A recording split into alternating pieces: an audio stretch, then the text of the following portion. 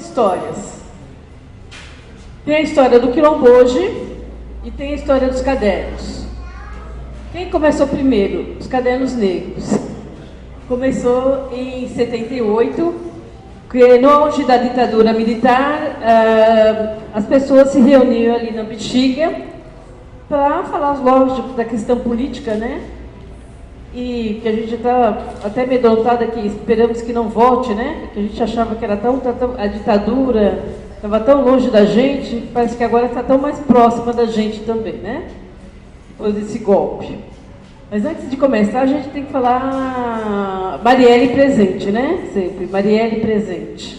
Existia um grupo de pessoas, de escritores também participando dessa questão política e que se pensou em fazer e em criar-se, se movimentar na literatura, porque os trabalhos eram enviados para as editoras e o que elas faziam? Elas não devolviam esses trabalhos, já jogavam no lixo, praticamente. O autor, a autora não tinha um retorno do seu trabalho, mandava seus contos, seus poemas para editoras e ela não tinha esse feedback se estava bom ou se não estava, né?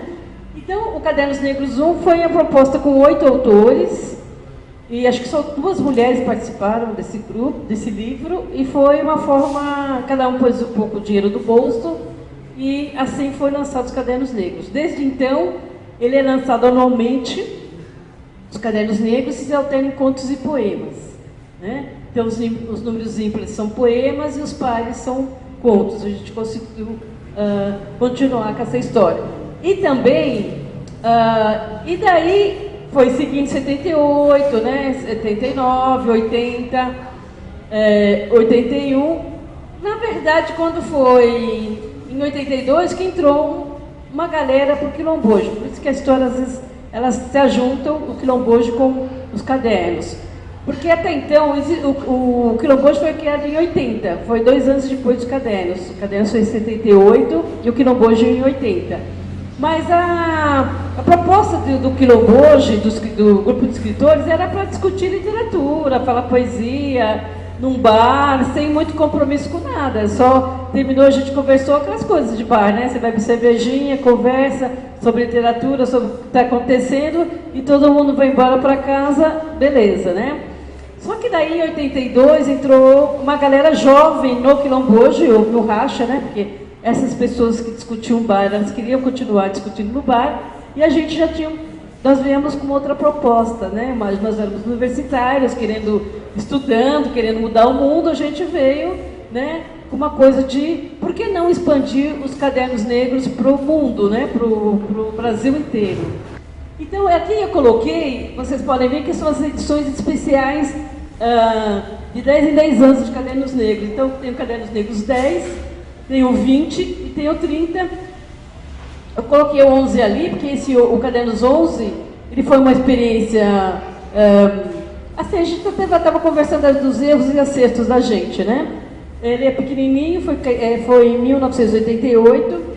A gente fez papel jornal, a gente achou que ia ser super barato, e foi o livro mais caro que a gente fez. Vocês podem ver que aqui é o 3 décadas de Cadernos Negros, né, que seria a referência a esse 30, Cadernos Negros 30, e aqui é o Cadernos Negros 40, que é 40 anos de Cadernos Negros mesmo, né? Na verdade, até tem um amigo nosso que fala assim, mas no 40, quando falei, no 41 vai ser 40 anos de cadernos, mas a gente não começou do 0, começamos do 1, então, realmente, 40, são 40 anos de Cadernos Negros. E para participar dos Cadernos Negros, o autor ou a autora tem que ter um texto, os textos têm que ser inéditos para participar do livro.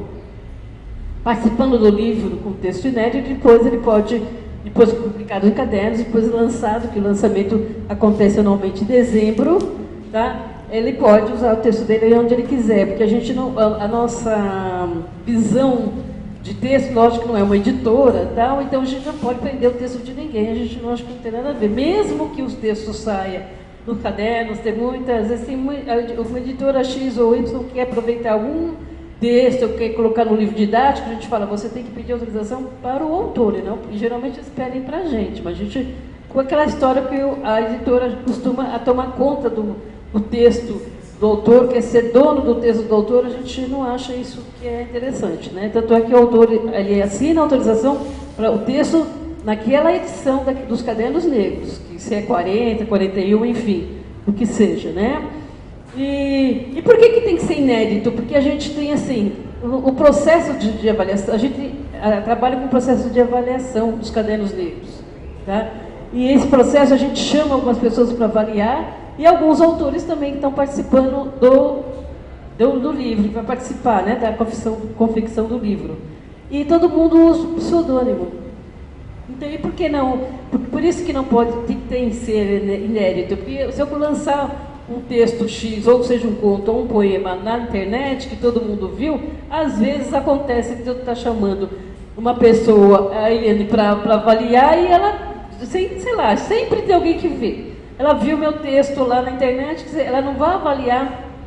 A ideia do quilombojo é que avalie o texto e não a pessoa, né? E a gente já passou por esse processo e sabe que tem que avaliar o texto. Por isso que no processo a única pessoa que não avalia sou eu, porque eu recebo os textos. Então, por questão de ética, eu não vou avaliar as pessoas. E a gente tem o cuidado de fazer a devolutiva para o autor ou para a autora. Então, o primeiro processo se encerrou, a Ilane lá, uma das participantes, eu estou dando exemplo dela, mas ela recebe de volta essa avaliação e aí ela define com ela mesma se ela vai continuar participando ou não, se ela gostou ou não do processo, né? E assim a gente continua fazendo. Eu acho interessante porque, assim, eu tenho participado de outras etologias fora do quilombojo e sinto falta desse feedback. Na anterior, que eu estava mostrando antes, a gente sempre brigava para ter imagem do negro, né, na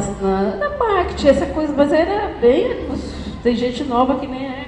Mas a gente tem pessoas que morreram do movimento negro que nem acompanhou e nem chegou a ver um pouco do avanço que nós tivemos do negro no marketing. A gente sempre brigava, negro e negra, né, crianças, né, revistas, nas novelas, né? Então, é uma briga antiga, né? Porque eu sempre falo, né? Por que eu comecei a escrever? Porque, assim, quando eu saí da universidade, me formei na área de jornalismo, eu não conheci, quer dizer, eu saí uma pessoa analfabeta literária, por exemplo, porque eu não conhecia, nunca ouvi falar da Carolina Maria de Jesus da faculdade. Solano Trindade, nunca tinha ouvido falar. Cruz e Souza, muito menos. Então, eu nunca tinha ouvido falar desse povo. Foi por meio dos Cadernos Negros, né, da literatura que... Daí eu fui descobrindo outros escritores, né, que a gente sempre fala, a gente denominou a nossa literatura como literatura afro, mas muitos negros e negras já escreviam antes da gente. Nós não inventamos nada, só continuamos e denominamos a literatura afro para dar uma visão, uma chamada para o nosso trabalho, que a gente quer que essa literatura que a gente produza, que ela esteja inserida na literatura brasileira, porque ela tem que fazer parte, né? A nossa vivência afro, né? A minha caminhada é com fanzine, né? Esse ano também estou fazendo 30 anos, comemorando bastante, assim, porque acho que você passar 30 anos fazendo fanzine é o cúmulo do acumulado da resistência. São publicações para todo mundo subversivas, né? Porque a partir do momento que você tem sua voz, né, para falar, você é uma pessoa subversiva, principalmente eu, na época, mulher, vinda da periferia também, né? Então, eu vim do movimento punk e a gente falava muito sobre questões que todo mundo conhece, né? E eu acho que minha paixão também pela publicação veio pela falta de identidade, né? Então, eu queria ter voz para falar as coisas que eu sentia.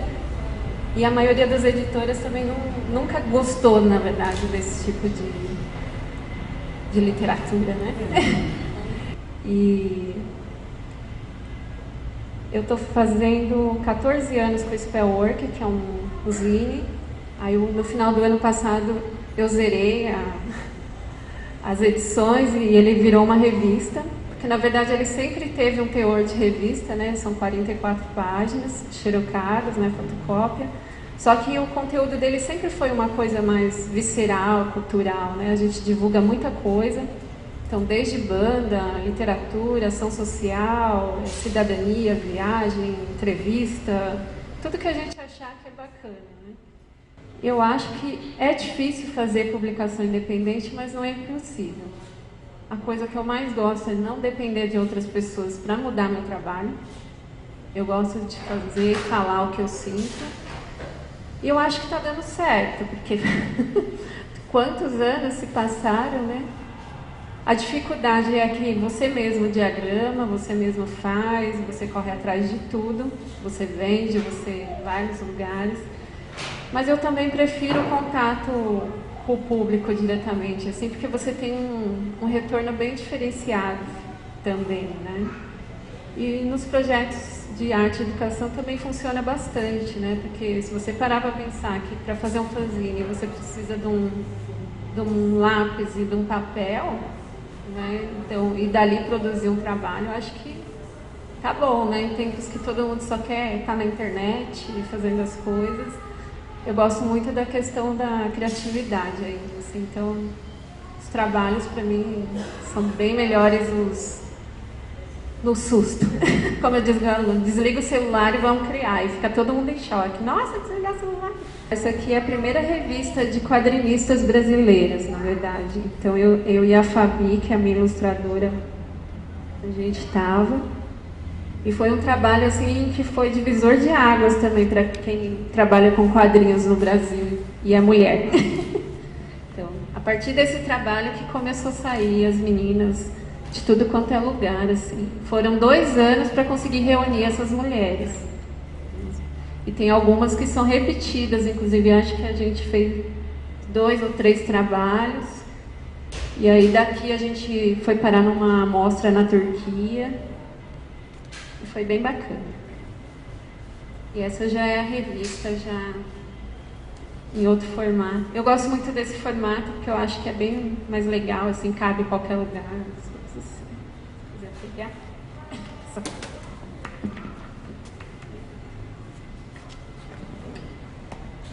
Então, a ideia é que o trabalho seja autoral e fácil, qualquer pessoa, em qualquer idade, compreenda. Como que esse lance de querer que as publicações, ou mesmo qualquer tipo de arte que é feita na periferia, né, ela tem uma cara da arte que é produzida pelas editoras, da arte que é produzida em outros espaços, assim, e que quando ela não tem essa mesma cara, esse mesmo formato, parece que é uma coisa que é menor, assim, que não vale, que não tem ali um pensamento, não tem criação por detrás delas, assim.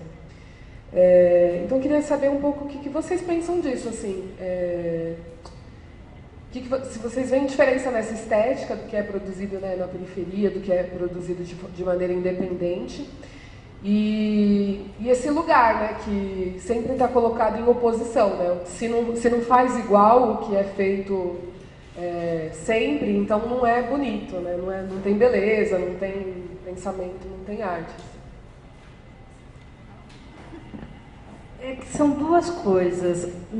Uma, assim, essa coisa de você estar criando arte e tal, da periferia, entendemos que agora a coisa fica mais livre. Você pode fazer assim aquele peso de ter uma editora, ter que ter uma editora por trás do seu trabalho, né? Como ela falou, você pode criar sem ficar dependendo. Uma coisa é você ter essa liberdade, né? Até, por exemplo, no meu caso específico, que é livros, eu já vi livro de costurado, com uma fitinha e tal. Mas o que acontece com esses livros das grandes editoras, que a gente tenta, o Quilombo tenta seguir um pouco. Na verdade, eles não fazem nada sem fazer uma pesquisa, né? Dito que eu já falei para vocês do conteúdo do Gostando Mais. Então, tudo que é feito no mercado, né, no mercado do capitalismo, ele é feito pensado, né? Ele é feito com uma pesquisa, né? Então, essas coisas não são feitas assim aleatoriamente.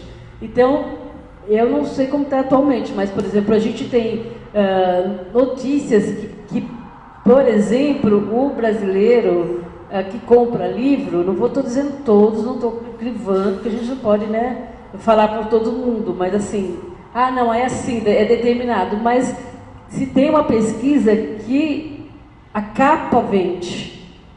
Às vezes eu posso até, o meu conteúdo não está legal, mas isso é uma pesquisa que fizeram, então, e por onde que vai isso? Vamos fazer uma capa bonita. Às vezes acontece, às vezes a gente compra um livro, né? Não, a gente tem já cultura de comprar livro, mas às vezes a gente pode, às vezes atrai um livro X e tu fala, nossa, capa desse livro, quando a gente vai ver o conteúdo, né?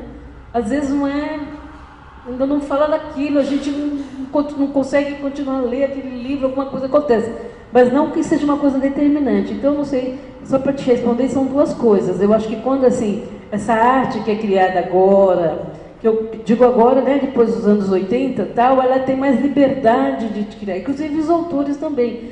Que a gente, na minha época, né, na década de 80, era 70, né, 80, nossa, não ser publicado por uma grande editora era uma coisa, eu não sou escritor, aquela, né, aquele drama existencial, porque eu tenho que ter um carimbo da editora X grande, tem que ser aquela grande editora, não pode ser qualquer uma. Então, com o tempo, a gente viu que não tem nada a ver. Você publica o seu livro, a qualidade, você que dá o tom da qualidade do seu livro, e você tem que fazer aquela coisa que é divulgar, né? Das maneiras como ela faz, como a gente faz, aí em todos os lugares possíveis e inimagináveis, e você divulgar o seu trabalho, como a música, você tem que ir à luta, divulgar. Então, a gente meio que rompeu essa coisa de que tem que estar com uma grande editora e ela tem que, assim, carimbar o nosso trabalho. Se ela não carimbar, como se ela dissesse assim, olha, não, eu vou carimbar, o livro da Esmeralda vai sair para a editora X, mas é porque ela é uma grande escritora.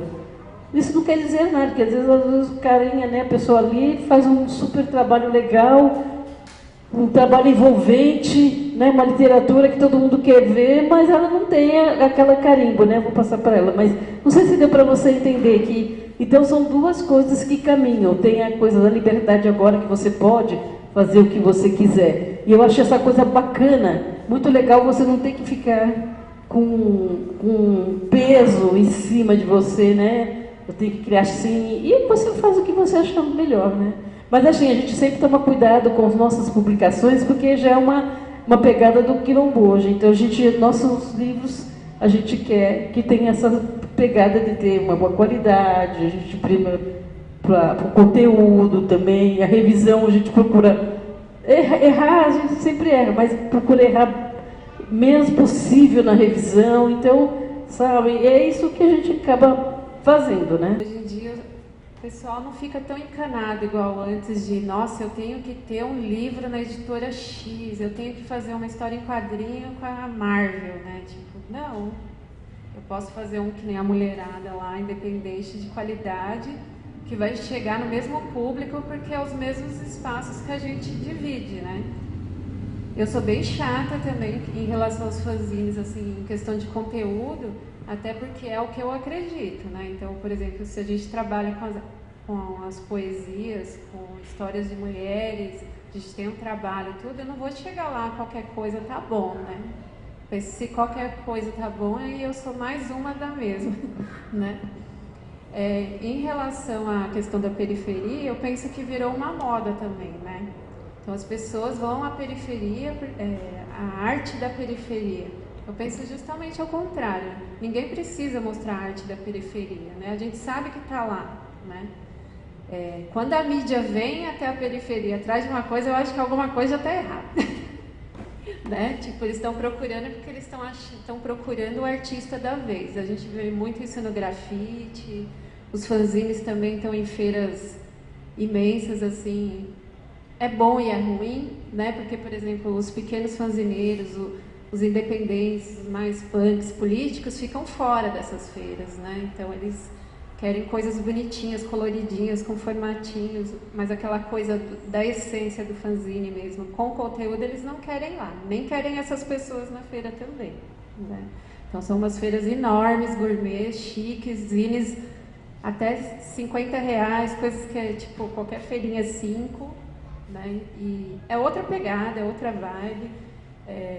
Você pega até encadernado, costurado à mão, um trabalho lindo, com essência de zine, mas para mim já é um livro de artista, sabe? São coisas diferentes também. Eu gosto muito de toda vez que eu vou fazer um trabalho, eu penso muito na questão da capa. Assim, eu penso, porque é o que vai representar meu trabalho, né? Então, por exemplo, o café, a gente ficava pensando, poxa, o que a gente vai fazer, né? E tal, não sei o quê. Então a gente brincou o café 35, que foi uma idade que eu e a Fabi fala que a gente passou por um mar, assim, né? Que a idade do 35 para a mulher, assim, é bem, não sei vocês, mas a nossa foi bem divisor de água, sabe? Daqui para frente o cara não vai saber de nada, é do meu jeito. E aí a gente batizou de Café 35. E aí no fundo, a gente trabalha com histórias de pessoas que a gente conhece também, né? Então, na verdade, é uma avó, uma tia, uma parente, uma amiga, sei lá, alguém conhecido, uma aluna. Então, eu penso que a arte que a gente produz na periferia é a voz dos nossos, né? Então, a gente, lá no ABC, a gente brinca que a gente é subúrbio operário, então a gente fala, o trem é muito... Você vê muita história de trem, poesia e coisas assim nossas lá em música. E dá a impressão que a gente está tão longe de São Paulo, né? Tipo, meia hora. Eu moro do lado do Parque São Rafael, é colado, assim. E aí a gente fica brincando que quando a gente está fazendo, produzindo, seja em coletivo, seja sozinho, tudo que a gente mais quer é lançar e divulgar os nossos trabalhos. E aí eu penso que a arte não tem fronteira também, né? Quando a gente fica... o pessoal fala, você faz poesia marginal, você faz poesia tal. Cara, eu faço poesia, né? Tipo, tirando alguma outra coisa específica, dá a impressão que você precisa de um rótulo para estar inserido no mercado literário.